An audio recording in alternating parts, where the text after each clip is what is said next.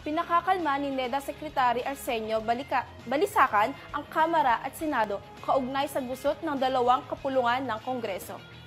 Paliwanag ng kalihim, hindi maganda ang epekto ng kanilang pagbabangayan sa ating ekonomiya. Ang buong detalye iyahatid ni Eileen Taliping.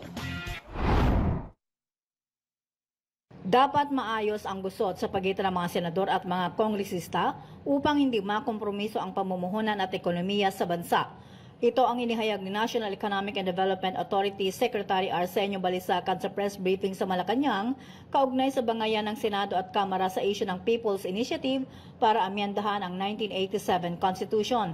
Ayon kay Balisacan, nagkakaroon ng pagdadalawang isip ang mga mamumuhunan sa Pilipinas dahil sa nakikitang iringan sa politika. Yeah, I hope that they can agree very soon because we don't also want those that uncertainty because one of the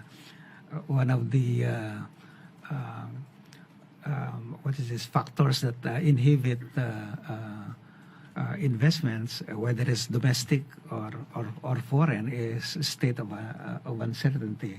So we hope that our leaders will come up to a common position quickly so that we can move on. Nag-ugat ang iringan sa pagitan ng mga senador at kongresista sa ginawang pagpapapirma ng ilan umanong mambabata sa mga tao para paboran ang pag-amyenda sa konstitusyon kapalit umano ang pera at mga pangako ng benepisyo. Umaasa si Balisacan na magkakasundo na ang mga mambabatas upang makasulong ang bansa tungo sa pag-unlad ng Pilipinas. Ito si Eileen Taliping para sa Kwentong Politiko.